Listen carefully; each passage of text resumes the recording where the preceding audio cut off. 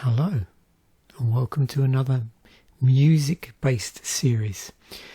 So, I suppose you could see this as a companion to my Albums That Shaped Me series. So what's happened is, in the course of listening to various albums, as you know, in preparation for future episodes that form part of that Albums That Shaped Me series, I've stumbled across some interesting albums that I've not listened to probably since I originally listened to them. So they fall into a slightly different category than Albums That Shape Me. And I'm thinking calling this series something like The Joy of Rediscovered Albums. So I'll be specifically covering albums where I listened to them obsessively for a very short period of time. I actually bought the album, but then after that, apart from maybe doing a bit of infilling with other albums that the band recorded, that was it. And then I haven't listened to the album since then. So for this effectively first episode, I want to talk about the album Swagger by the Scottish band G.U.N. And you'll see in a moment, this came out 94. So the first thing I'll say, if anybody feels the same way about albums, this whole thing about, rediscovering albums that they've not listened to in a long while, and that's that almost like joy you feel when you listen back through that album again. Almost some of that obsessive listening returns. So if there are any albums that you like which fall into that category, then let me know in the comments section, and if I get a lineup and it just happens to coincide with an album that I listen to that falls into that same category, and there are actually quite a few albums I would say that I've owned over the years that do fall into that category, then yeah, I'll do an episode on it. So yeah, give it a go. It's always interesting to see what people's favourite albums are, and like I say, particularly ones that they may not have listened to for a while and rediscovered. So yeah, always interested in that sort of stuff. So yeah, put it in the comments section. Plus if you've got any recollections about this band as well, anything you want to add to the conversation. For this first episode, I'm really at this point just nailing down the format a little bit, so over time I'll get it a bit more consistent between episodes in terms of what particular lenses I look through. But you can see from the tabs here where this is roughly going to go. I'm deliberately in these episodes not going to do much research up front, so I also get that joy of rediscovering facts. So I've listened through this album about twice, 2 or 3 times now, on a morning walk, and yeah, that's really all I'll do. Apart from before I record the video, I'll literally just bring up the appropriate tabs in Wikipedia and run the appropriate prompt just so I'm ready to go. So let's just take a look at this album in terms of just its history, I suppose. So it came out in 94, and it's interesting to know what made me rediscover this album was that I recently wanted to re-listen to some Saint Etienne, specifically an album called Tiger Bay, I think it is, and that came out around about 94.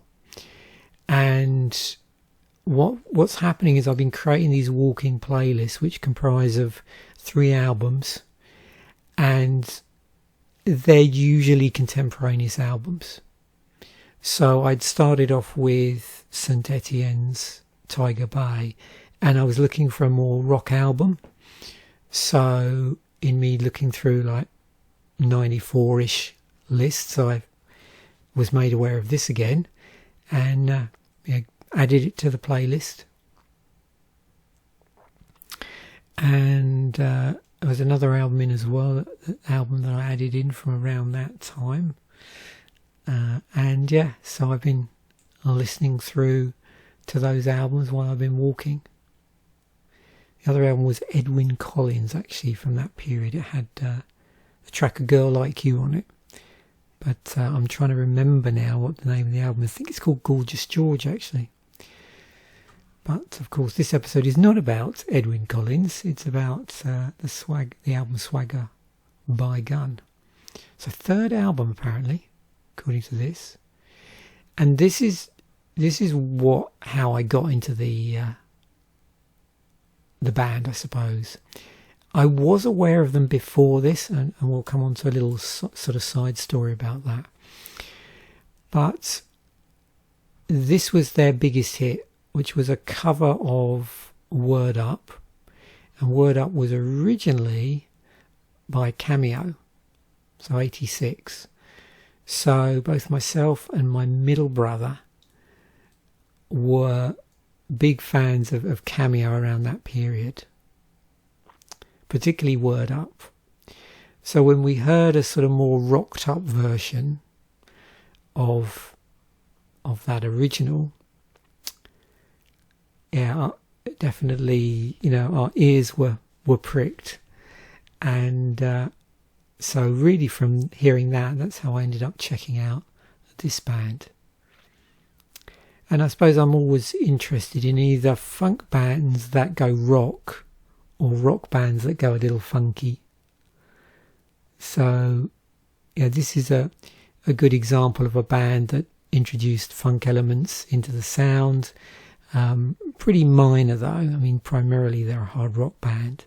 But then you've got a lot of other rock bands like, Red Hot Chili Peppers, to some degree, Faith No More as well. And then there's other bands like the whole Parliament era, Funkadelic, where you have a funk band that are introducing rock elements. So from either angles, I'm always interested in bands that have that combination. So 4 UK singles are top 40 between 94 and 95 off this album. And, if you have Spotify or any streaming service, definitely check out this album. I don't think you'll be disappointed. Got mixed reviews according to this. But I was listening to it, like I say, the other day, and it was just great. I can understand why I just listened to it on repeat. I mean, when I'm listening to it out walking, I'm generally shuffling between this album, Saint Etienne album, and Edwyn Collins. But in listening to the G.U.N tracks, I can see why I just had this repeating over and over in the car.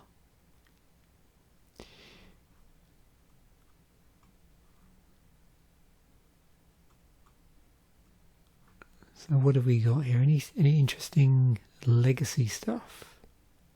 Yeah, see, it doesn't get a very high rating, which surprises me. So Word Up won the Best Cover Trophy at the first International MTV Europe Music Awards.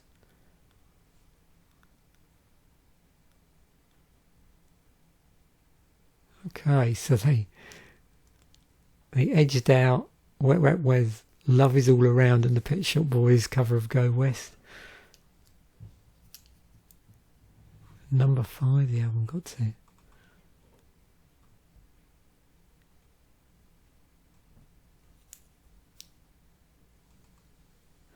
So I did go silver. Let's just quickly refresh myself with the history of the band. Of course, when I got into this band, so around 94, I'm trying to think if I had a PC by then. Yeah, I think I did. But I don't know how much I would have researched this on the internet at the time. I don't think so much. I'm trying to think when I would have had an internet connection. It was 95, 96 maybe.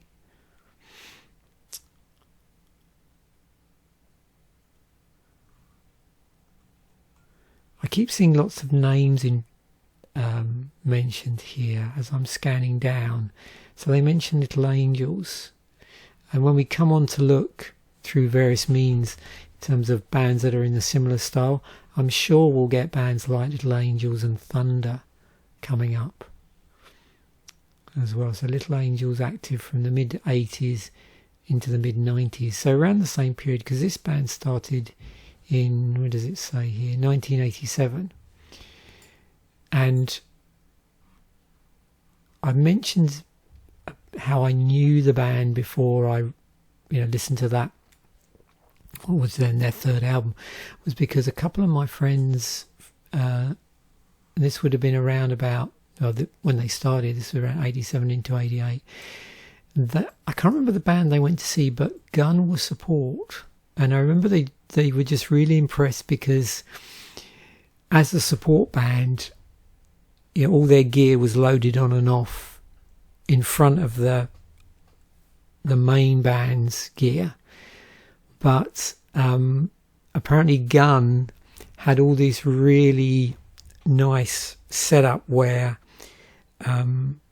their flight case stuff for the amps acted in a way that on stage they actually sort of folded up over the amps apparently and then sealed everything up. So they had all this flight case gear with the band's logo stenciled on it, and just when they came the roadies came on to like load out, everything was just loaded out very neatly with all these wheeled flight cases. And I remember that a couple of friends that went were really impressed by the slickness of the changeover, because anybody that's been to a lot of live gigs will probably know like how cool it is when you get these really slick changeovers between like the support bands and the main act, and it looks quite impressive when you see like a really slick operation like that. So yeah, that's really how I was aware of them, because of their slick loadout. But I never really listened to them until picking up on Word Up when it was a single. It does mention that they actually broke up and then reformed here. It also mentions Charlene Spiteri, who was in Texas, who were really big again from the 80s into the 90s. Yeah, big band.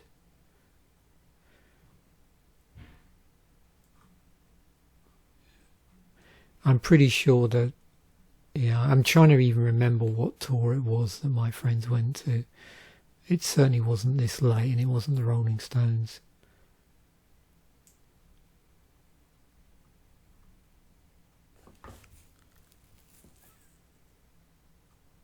So they signed to R.E.M in 88. So Taking on the World would have been their debut album. So then what happened was I then infilled after I listened to Swagger. I seem to remember doing that. It's a shame they haven't got a timeline here, because it looks like there's been quite a few changes in the band lineup early on.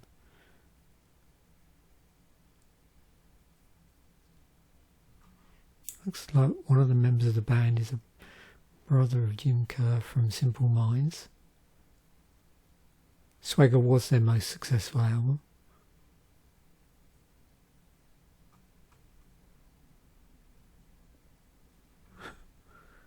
It's funny, isn't it? Like all these interconnections here. Another reference to Texas again. Is that the same? So Rankin. So Mark Rankin is a cousin of Charlene Spiteri, and then it also mentions that Mark Kerr on drums, who's the brother of Jim Kerr from Simple Minds, and then Stuart Kerr. Is that a different Kerr? Are they all related here? I'm not sure. Formerly of the band Texas.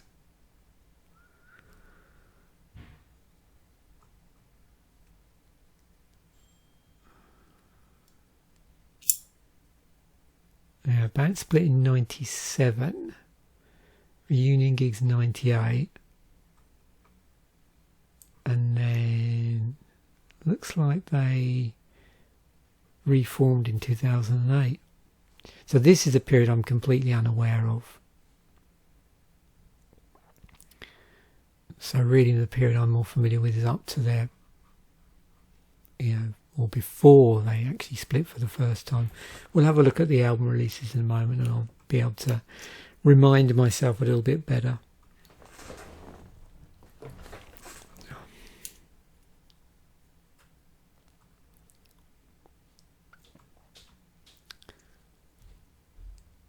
Looks like they've had a few vocal changes by the looks of things here.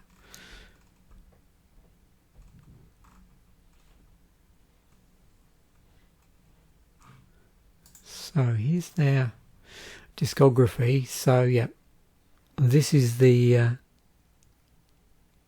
album that I had joy in rediscovering this week.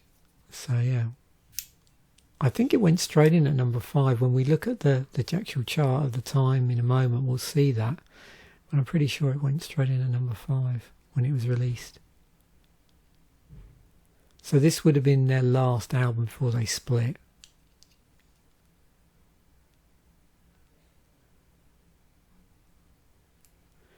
So yeah, I just did the classic sort of backwards infilling where, God, this album bought Gallus. That had Steal Your Fire on it, which is a fantastic track actually. Makes me want to just set up a playlist with all 3 of these albums on actually and work my way back through, like relive that experience. I'm pretty sure I had that as well. I just don't, but I remember this album. And these I would have had on cassette. Wasn't quite buying CDs at this point, I don't think. But of course, in the era now of streaming, I can listen to anything here that is being streamed through Spotify. So it definitely looks like that was the peak of their popularity. Although this album did ultimately go silver in the UK.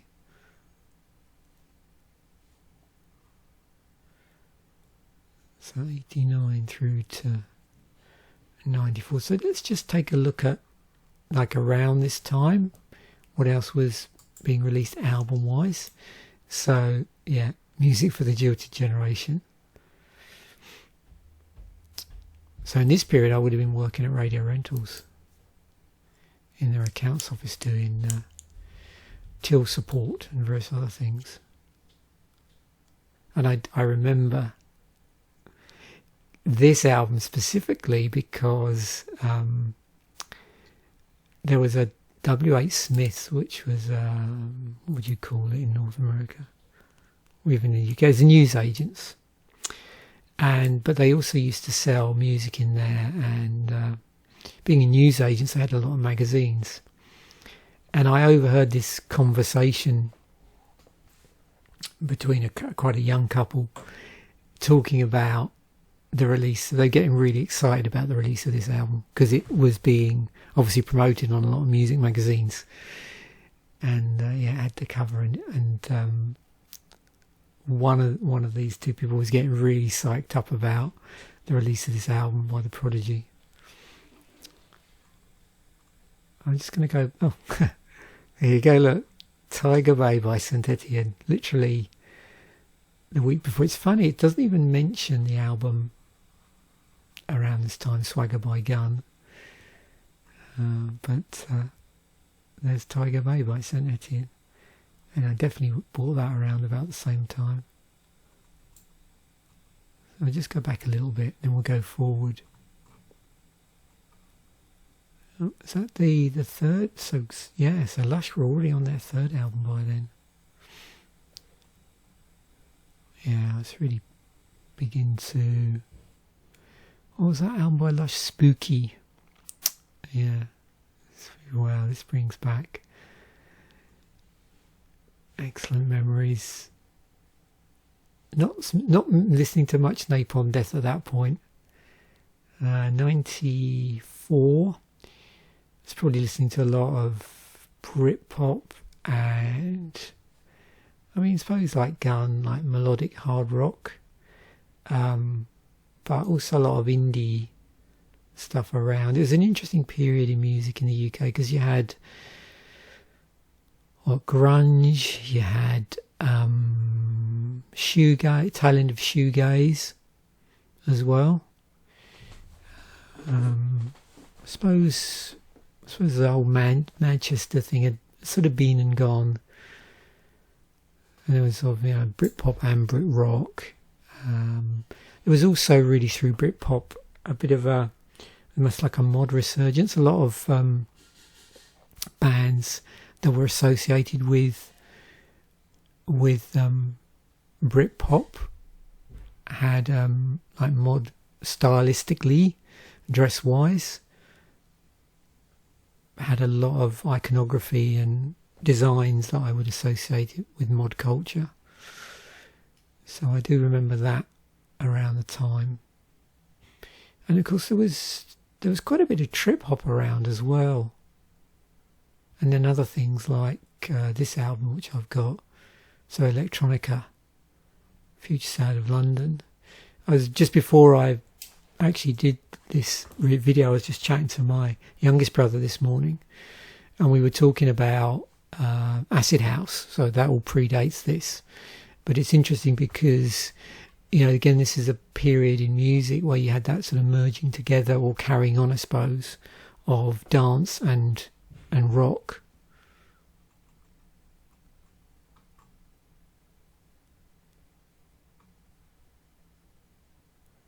There's 94 as we scroll down. You'll see, if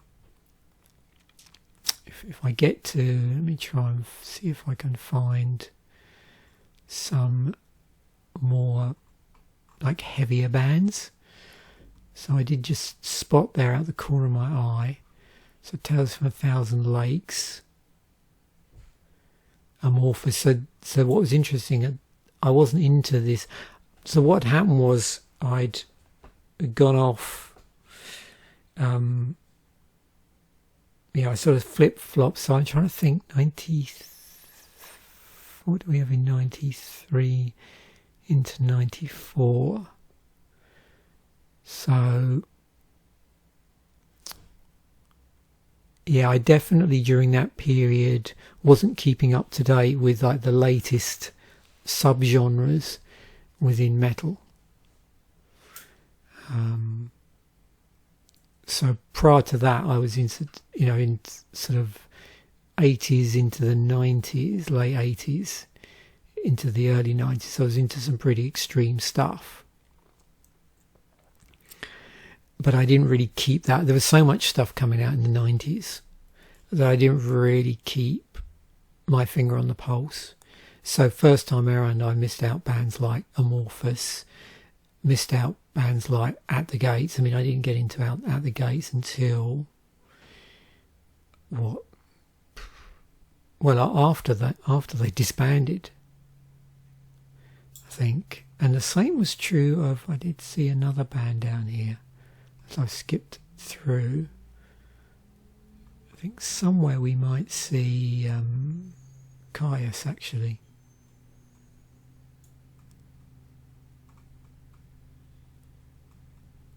I might take a couple of pass through. Manic Street Preachers were on their third album by then, back to more of a rock band that also predate Brit rock.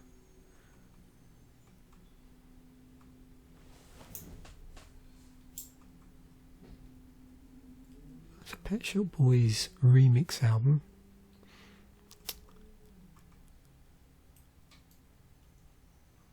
Which Kylie album was that? Fifth album by then. Protection by Massive Attack. So they were on their second album. And Divine Intervention. I did have that album. Yeah, I think I bought that album when it came out actually. So I was still, the heavy metal I was listening to at the time, was me just really listening to bands that I was already into, I suppose. I hadn't got into Corrosion of Conformity by then, I don't think. I had, yeah, maybe I was into them before this. I'm trying to think, because I was really like that album Blind, I think it's called, is it got Dance of the Dead on it? And without clicking through this, which I want to avoid going off on too many side tangents, I just can't remember the order for that. I think it was before this, actually. I think I was into Corrosion of Conformity in the late 80s, maybe. Called Crossover Band. Oh, no need to argue. Yeah, this one was huge. That had Zombie on it. So I remember buying that.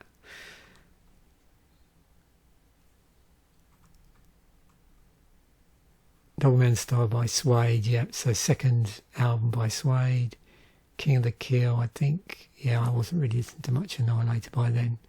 Probably I stopped after about the third album, I think. I think the last album by Annihilator I bought was their first live one, maybe. Oh, I remember this. Millennium by Frontline Assembly. Yeah, I was just getting into like industrial rock at this point. Industrial metal. I'm trying to think when that Ministry album came out, actually. Probably predates that. Oh, I remember this band being big, E17. Yeah, a lot of boy bands around at this time.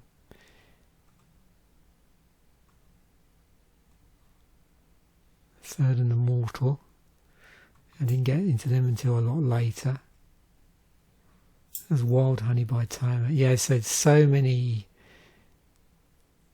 gothic metal bands and other sub genres of metal, which at this point I wasn't even aware of, but they were, already around. The Euthanasia album by Megadeth. Yeah, one of my friends at Radio Rentals was big into Megadeth.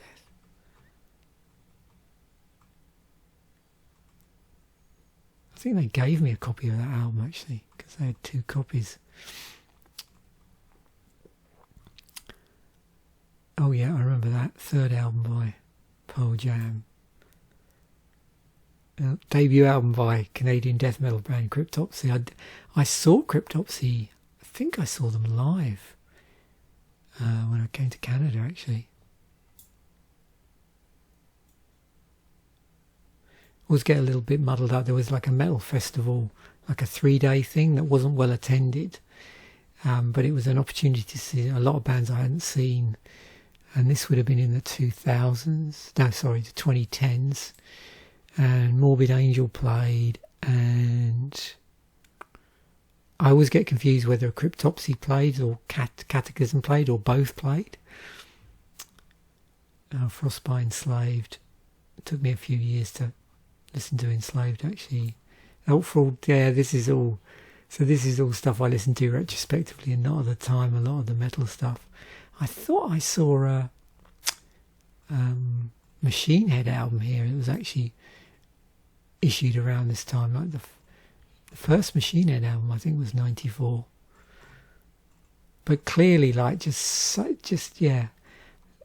remember there just being so much music around, and I'd literally within the last year I'd changed jobs, and it was a period in time when I was trying to move from working in microbiology into moving into more IT, and in the transition and before I started studying for my postgrad, which was more IT based, I took a pay cut, so I had less money to spend on music. But if I'd have, who knows how much stuff I would have bought then, because there was just so much good stuff around. Dummy by Portishead. I remember having to wait ages to buy this album until the price of it came down. Oh, this is really making me smile.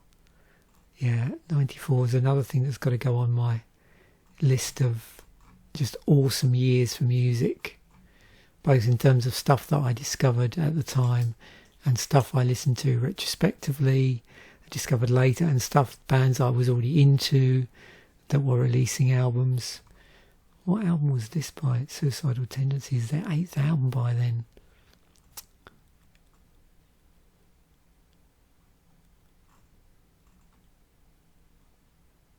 That was actually the second Seal album, just to be confusing. Oh, Sunny Day Real Estate. Wasn't aware of them at that time.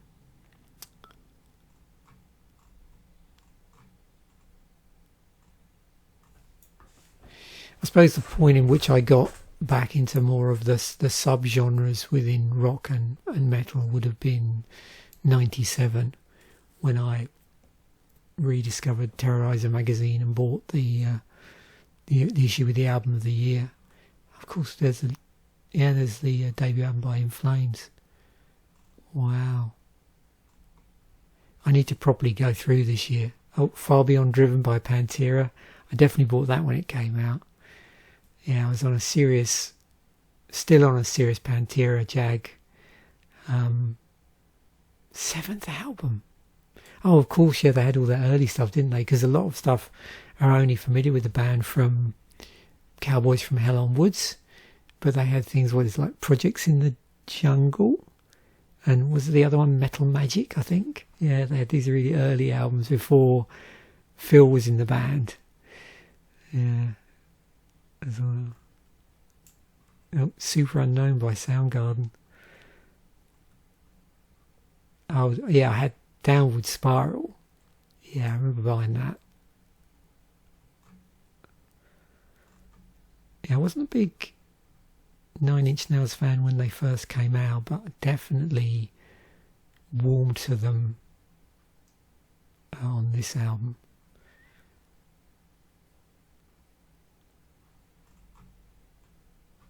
Oh, the debut by Cradle of Filth. Yeah. And this album as well. Yeah. Oh, look, we got them all here. Transylvanian Hunger, In the Nightside Eclipse. There's the Troublegum album by Therapy. They're a cool band, Northern Irish rock band. So there's a lot of these like hard rock bands as well, kicking around. Of Cross Purposes by Black Sabbath, 17th album by then. I can't remember who was on. Oh yeah, Tony Martin was on vocals at that point. Oh, this is great. I'm really enjoying this. Hopefully this is coming across in the video. I never know how well this comes across. Just how much fun doing this style of video is. So yeah, any suggestions for the sort of albums you like or stuff that you've rediscovered, please comment, because I'd love to find out where people's crossovers are in terms of the albums I really like and have just started listening to again after probably decades of not listening to them. Oh, wasn't this supposedly the first proper I suppose the term post-rock was coined at the time this album came out, Hex. So if you're a big post-rock fan and want to get appreciation for sort of ground zero, I mean, if you want to be really strict, there's bands like Talk, their 3rd or 4th album, but Hex by Barkpsychosis is well worth checking out if you're big into post-rock and you haven't checked it out yet. Oh yeah, Aphex Twin. So much good stuff here. Vauxhall and I by Morrissey, 4th album by then. Did I have that album? No, I don't remember buying that. I think not gone off, but I stopped buying Yngwie by then. That's a pretty good album. Spiral Carpets. Yeah, so there's Manchester bands still kicking around, because that was late 80s, early 90s. So 94. Still popular. What album was that? 4th album by Guar. Division Bell by Pink Floyd.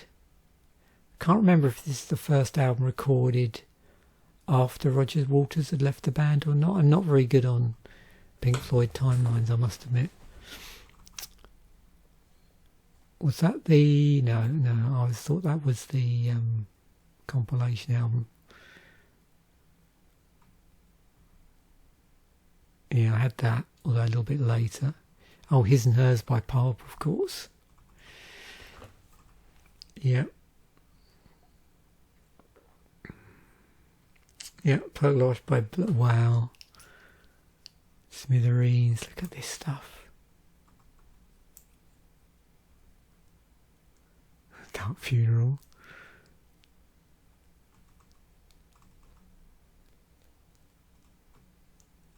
Oh, The Mysterious Thompson. Sathanas by Mayhem.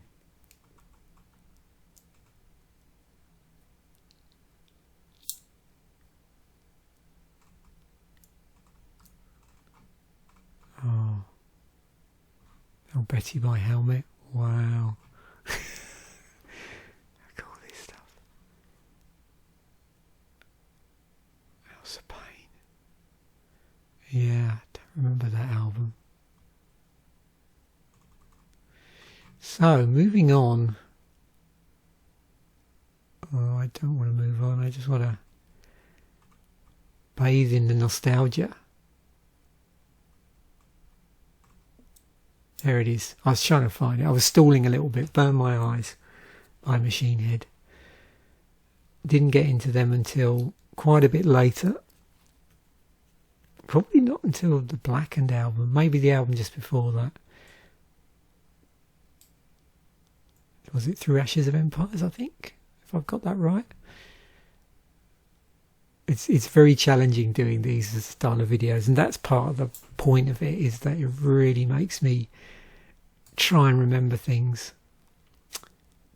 I don't know why I've got this up twice, but never mind. I was probably planning on doing something else. Let's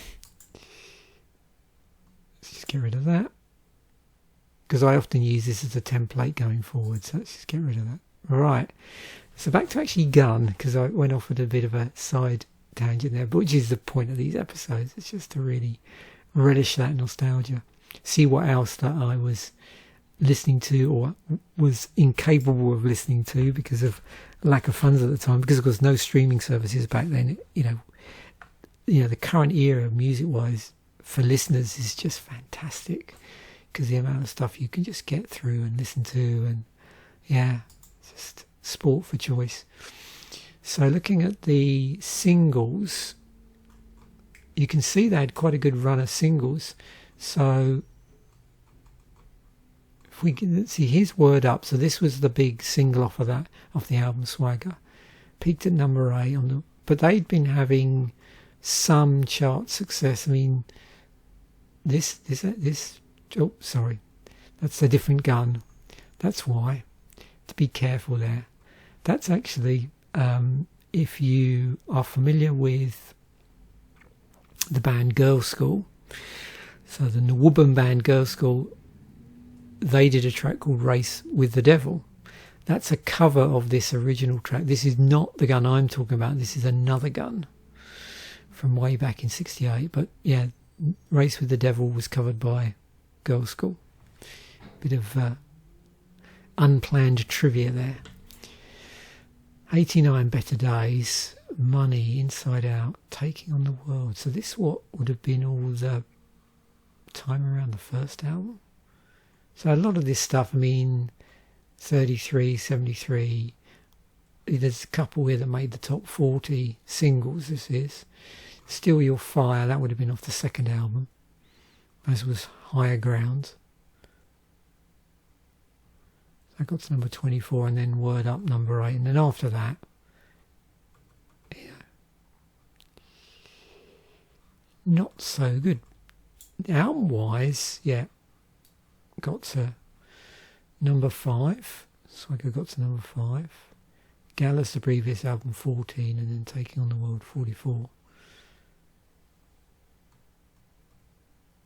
And then again, so yeah, this was definitely their peak here.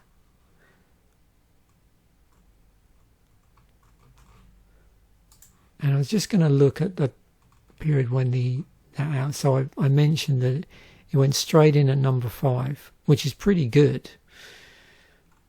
So this has been 94. So yeah, 3 albums in. Their album debuts on number 5 in the chart. Yeah.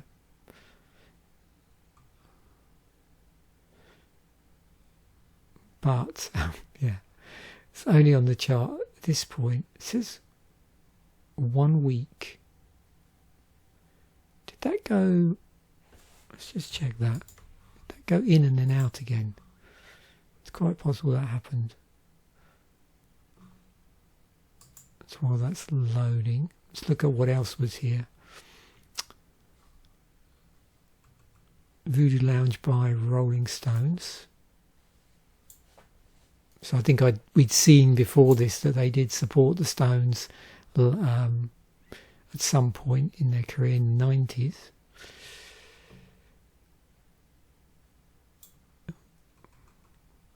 Reminisce by Whitesnake. There's Parklife. So we've seen previously, like when the album was released, obviously there's often a little bit of a delay sometimes between when an album was released and when it appears in the charts. This would have been the first Cranberries album here, this same week. There's Division Bell. Deacon Blue.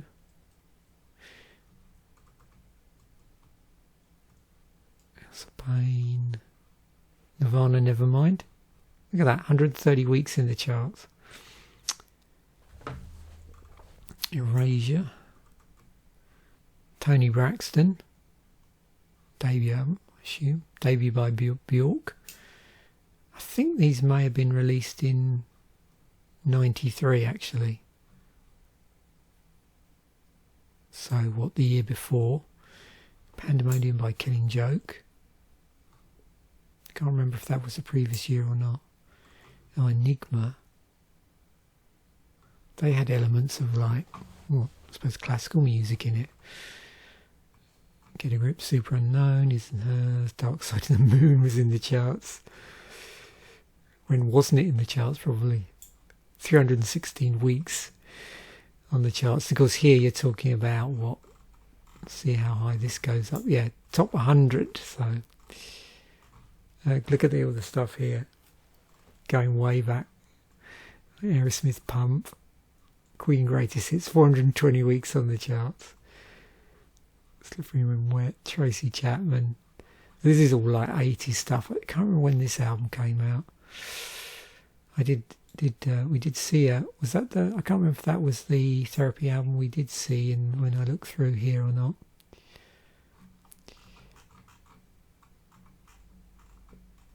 Rage Against the Machine. Was that that was the previous year, wasn't it? That was in 93, I think that came out originally. Yeah, 51 weeks in the charts. And by then, this time as well, Queen had a Greatest Hits 2 out. Wildwood by Paul Weller. Yeah, he was having a bit of a resurgence as well in this period. Black Sunday by Cypress Hill. I think that may have come out the previous year, but again, I'm not sure. Oh, Red Hot Chili Peppers. So much good stuff. So just to look here. Yeah, so it looks like what happened. That was in the... So why did it say... Maybe that was meaning 1 week on the top 10. I don't know. They've changed the design of their site now, and it's taken me a bit of getting used to. So I'm not quite sure what that represents.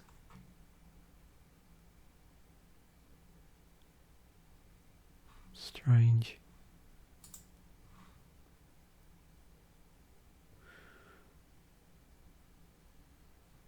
It looks like what a 2-month run.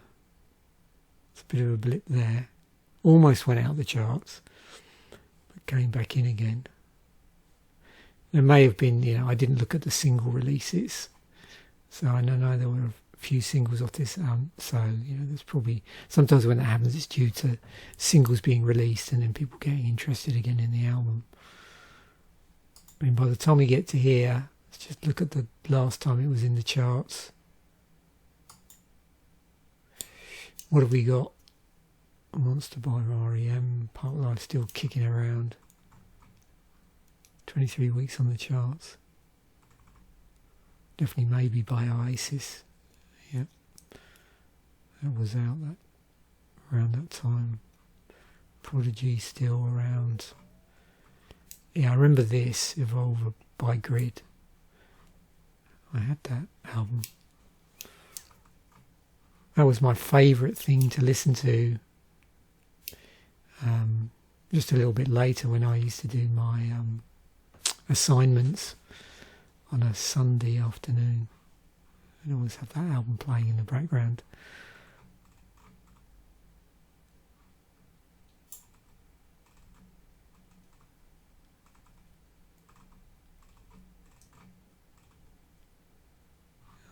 Well, not sure when that came out.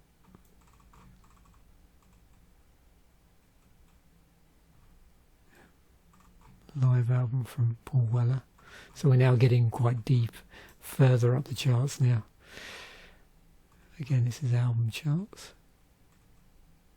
It's always interesting to see what bubbles around for very, very long periods of time. Brothers in Arms. There it is there. What else have we got on the way out? Crash Test Dummies, Genesis, Born Dead by Body Count. Yeah, I think that came out that year. Oh wow, this is a bit of a classic.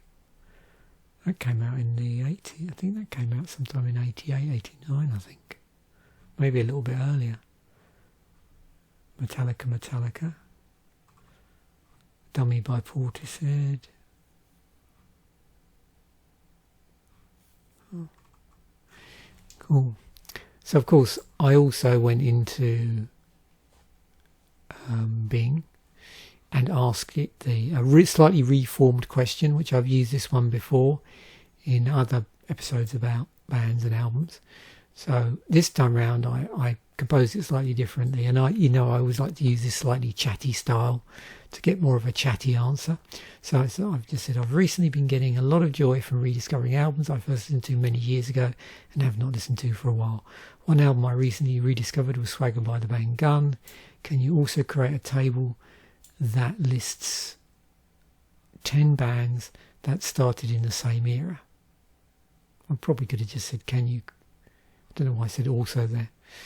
Can you create... that create music in a similar style to the aforementioned album, and for each of the bands explain your choice and also suggest the studio album with its year of release by each band that would be considered to be their most popular. And here's the list. Now, not surprisingly, it's a lot of melodic hard rock bands. So we've got Thunder, we've got Little Angels around that time period. Well, I have said deliberately around that time period. Choir Boys. So already 2 of these bands I've seen live. Thunder I've seen live multiple times. They seem to be the go-to support band for rock artists in the 2000s, funnily enough. I've seen at least 2. I think I saw Deep Purple in the 2000s and Thunder was supporting. And then I'm trying to remember whether they supported Whitesnake or Alice Cooper. I'm not sure. So I definitely saw them.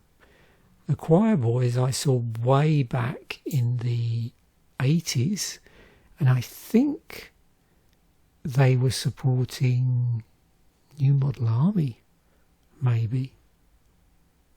And another band was on the bill, I think, a band called the Babysitters. But yeah, very much they're sort of more in the mould of it, being influenced by Rolling Stones, The Faces, They have that, there's a look to them. It's a slightly sleazy.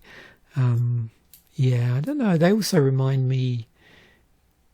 They're not musically Aerosmith, but there was a lot of bands around that period which sort of adopted. This is the period what Guns N' Roses album came out in the late 80s. I always have trouble remembering the exact point. So, yeah, there was a lot of bands whose image had that sort of tousled hair, slight nod to glam metal look, but they weren't really playing in that style. It was more of a slightly more Faces brand of rock style. Black Star Riders, of course, that's the spin-off band from Thin Lizzy. Wild Hearts, yeah. Oh, Def Leppard Hysteria, 87. Is that right? Yeah, I haven't.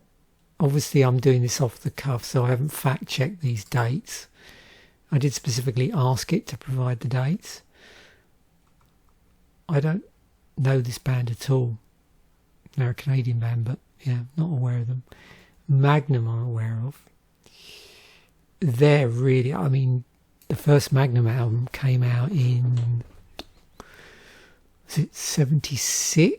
No, hang on. 78 maybe. I know they predate Nawubum. Is it Kingdom of Madness? I think. So there's Kingdom of Madness and then Magnum 2, which might be... I'm trying to remember if they did a live album or not. Yeah. Of course, Skid Row from 89. Tesla. Yeah. Yeah, because there was quite a few like bluesy rock bands also around the same time as the glam metal era. So this obviously these bands I more think of being like around the the late 80s. But it's interesting to see that list, because you do get interesting overlaps with like melodic hard rock bands and bands that are in that same area but are inspired by different types of other music, and then ones that have obviously been inspired by glam metal and shock rock and various other things as well. So finally, this has turned into a bit of a saga now. But these are fun to put together. I tried to avert my eyes when I ran these. So I have a number of different things I've written programs for, very short apps, or programs I suppose, but more accurate than apps. Programs that I've just thrown together in Python, which some look at APIs, other ones just use data that I pulled out from Best Ever Albums. So we'll look at the Best Ever Albums line, because I thought this is quite interesting. Just a quick summary of something we've seen before. So here's Swagger. So what I did was I got it to, from my aggregate I've got my Best Ever Albums CSV files, pull the albums out. So we got Swagger, Gallus, Taking on the World, Favourite Pleasures. So these are all albums that, according to Best Ever Albums, are the best albums from G.U.N, and they're in order. So Swagger's the most popular according to them, and it's all Best Ever Albums is rather like Album of the Year. It's those ones where it's ranked on reviews and various other things. So they're worth looking at. But the other thing I got it to do is to search back on itself and go back through the whole aggregate CSV for all the years from Best Ever Albums, and just list in order of popularity 10 albums from that year. So I thought that'd be interesting as we're talking about that, just to see what it was alongside. So that's regardless of the time of year. So it's not specific to month, it's just a whole of 94.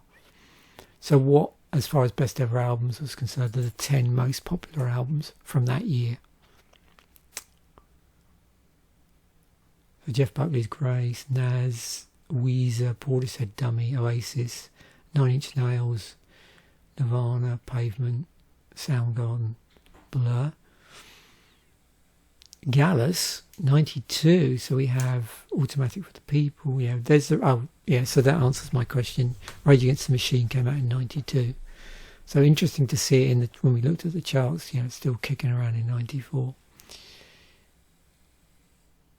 Selected Ambient Works, so that would be the other Selected Ambient Works, because we saw Selected Ambient Works 2 in 94 when I went through quickly. Faith No More, Angel Dust. Wow.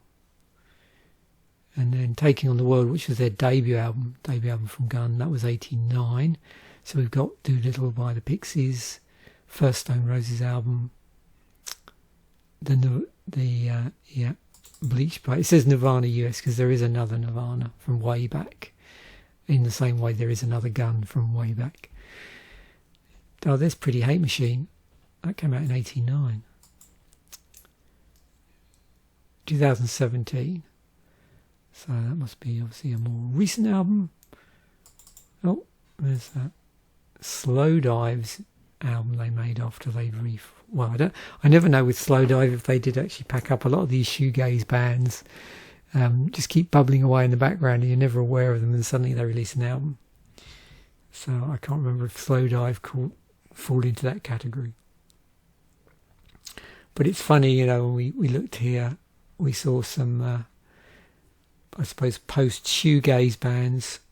It's interesting to see in 2007 we've got Slow Dive putting out an album. LCD Sound System, wow. And then this is the one from the Last FM API.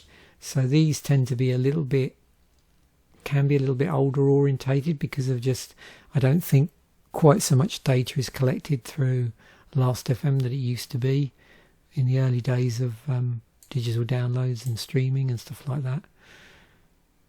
So here we've got quite a big sort of hard rock. So I suppose in some ways it's not dissimilar to the sort of stuff that came up when I did the prompt in Bing Chat. Oh, there's a Danger album.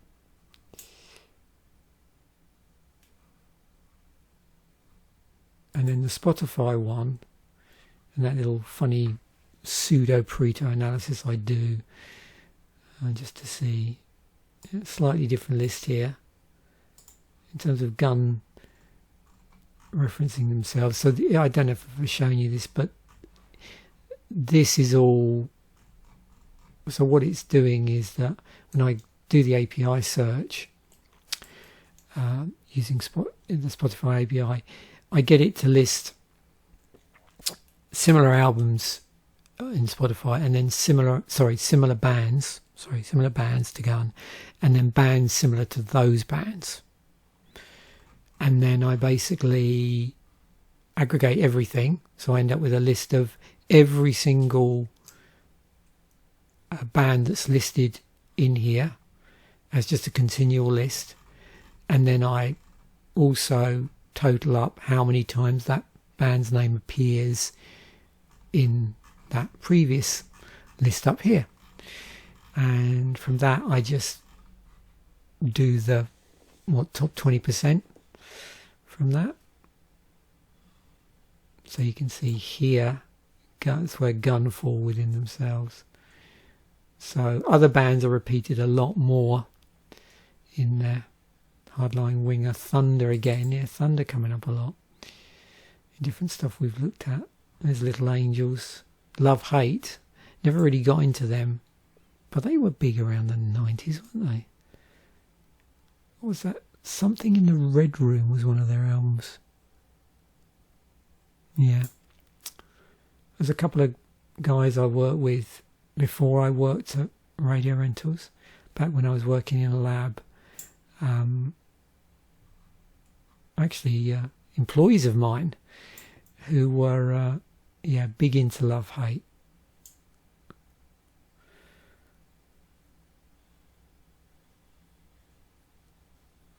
It's Black and Blue. Now, Black and Blue. Wasn't that... Oh, what was his name?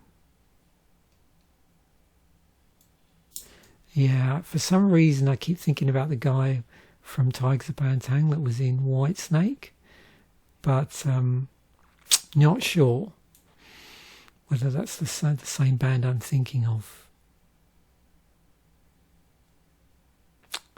Yeah, and his name escapes me. Oh, there's the Choir Boys again.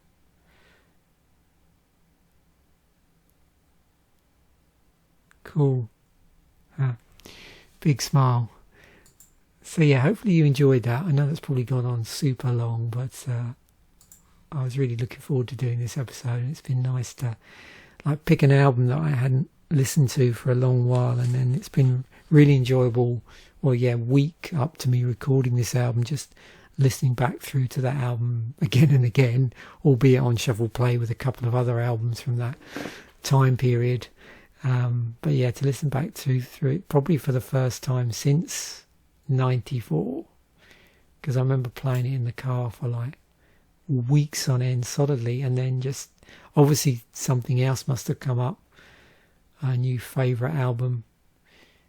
Maybe I remember not buying Music for the Jilted Generation when it came out. I bought that a little bit later, so maybe that took over when I bought it. So thanks once again for watching. Bye for now, and I will catch you in a future episode.